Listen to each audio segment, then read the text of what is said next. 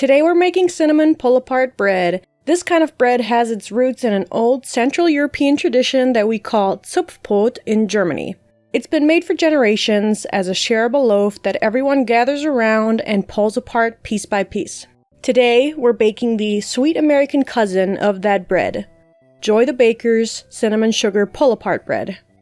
To make the yeast dough, we need all-purpose flour, granulated sugar, active dry yeast, salt, butter, whole milk, water, 2 room temperature eggs, and vanilla extract. First, I measure out 2 cups of flour, the sugar, yeast, and salt. I also go ahead and grease another bowl to place our dough into for rising later. Then I warm the milk and the butter. I'm just heating it until the butter starts to melt. Then I take it off the heat and add water. I'll let that sit for a little bit until it's cooled to about room temperature. You don't want to use hot liquid because it will kill off the yeast. Unless you're trying to kill the yeast, in which case use scalding hot water and enjoy your sad lump of unrising dough. Once it's cooled, I pour the buttermilk combination into our dry ingredients and then add the eggs and vanilla. Then I'm beating it on medium speed in a stand mixer until it starts to come together. You can use your hands to knead if you're not also holding a toddler at the same time. At this point, you're going to want to add another 3/4 cup of flour. We will need a little more flour later too. I beat all this on medium speed until it forms a soft, slightly sticky dough. I transfer that to my pre-greased bowl. Now we let it rise until it's doubled in size. For me, that took about an hour. You can continue to the next step here, but I actually refrigerated my dough after this rise, so it's ready for baking tomorrow. I refrigerated it overnight and let it come to room temperature on the counter for about 30 minutes the next day. That way you have less prep the day of if you're bringing this bread to a party or hosting if that's something you like to do. After taking the dough out of the fridge the next morning, I move on to make the cinnamon filling. To make the filling, whisk together some more sugar, cinnamon, and nutmeg. Then melt 2 ounces of butter in either the microwave or the stovetop. I knead an extra 2 tablespoons of flour into the dough and then it's finally time to roll it out.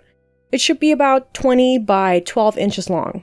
It may be a little bit difficult to get those exact measurements, so I use them as a general guidance rather than a precise necessity like if you were making croissants. Once rolled out, brush every corner with butter and generously sprinkle on the cinnamon sugar. I pack the sugar in by pressing on it. I use leftover butter from my butter melting cup to grease a 9 by 3 inch loaf pan.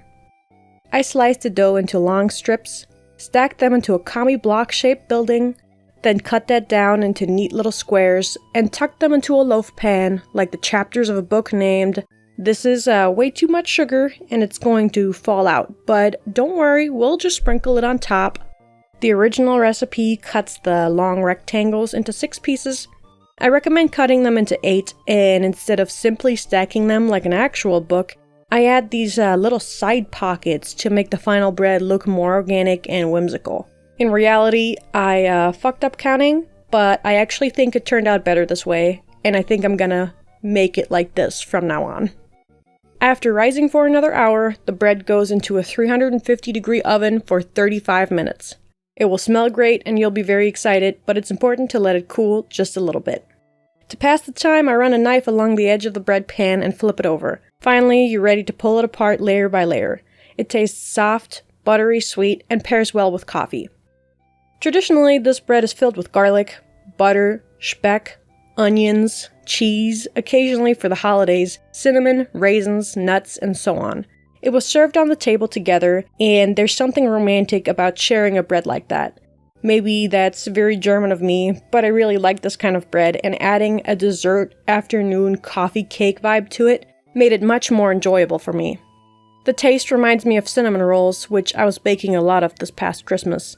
But the assembly and recipe is much simpler and much more forgiving than cinnamon rolls, and I think it comes together in a beautiful way.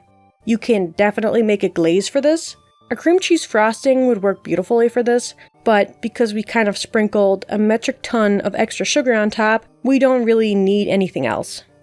Look at the bottom of this bread when I pulled it out of the bread pan, and you can just see the amount of flavor that's going to be in there, so I didn't feel like I needed a glaze at all.